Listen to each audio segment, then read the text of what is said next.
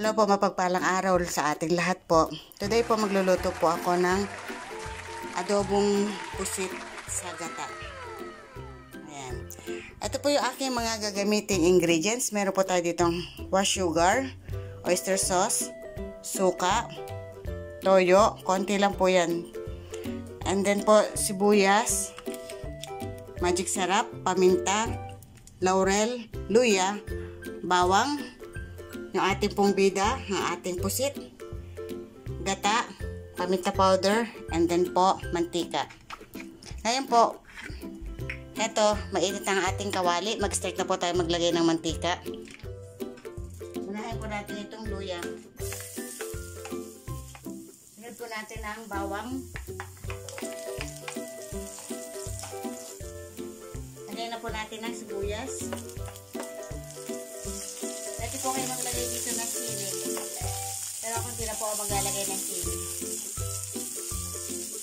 Ngayon, it's up to you po kung gusto nyo ng medyo spicy. Gusto nyo ng sili habang kayo nagigisa ng sibuyas. Lagyan na po tayo ng paminta powder. And konting magic sarap po. Ngayon po, lagyan na po natin itong pusit.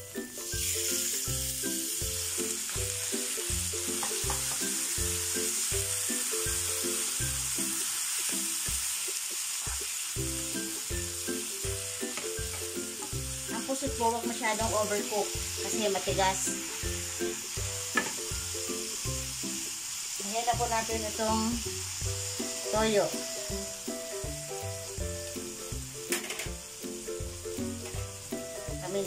Paminta craft. Then po laurel. Lagyan na rin po natin itong suka. Asukal.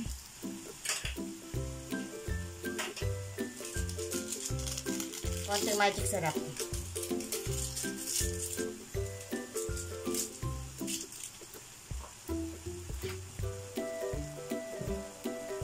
Tayo po natin siyang umulo. Haluin po natin.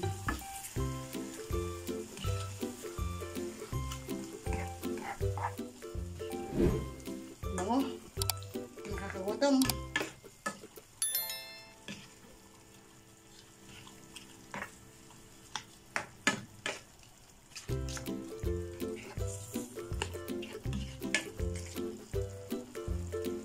Lagay po natin ng oyster sauce.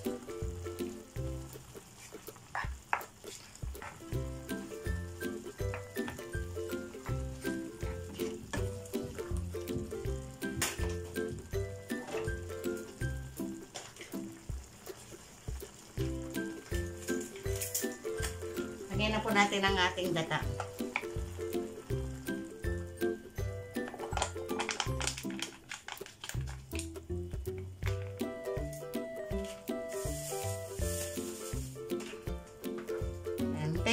Hintayin lamang po natin ito na maging latik, yung maging creamy yung gata na nilagay natin.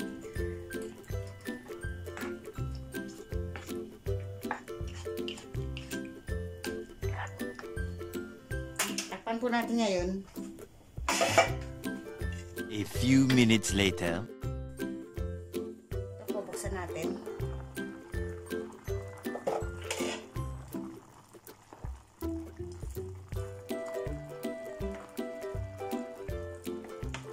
Bango.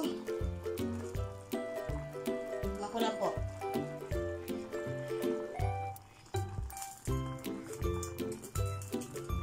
Sarap. Ano po sa lasa.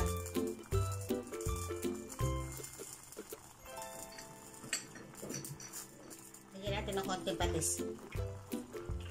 Para mas gusto ko pa medyo maalat-alat. Sa inyo pong palasa yan kung ano gusto nyo. Pero mas gusto ko kasi medyo maalat.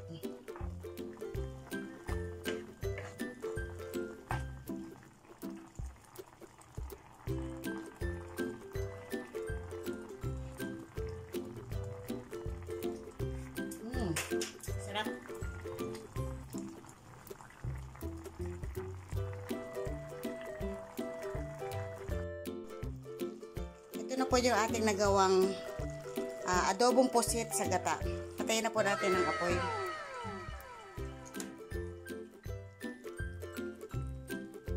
Paano po, ang papalam na inyong kakusilerang lakwatsera na sa inyo po ay lagi nagpapalala ng stay safe po. God bless. Bye-bye po.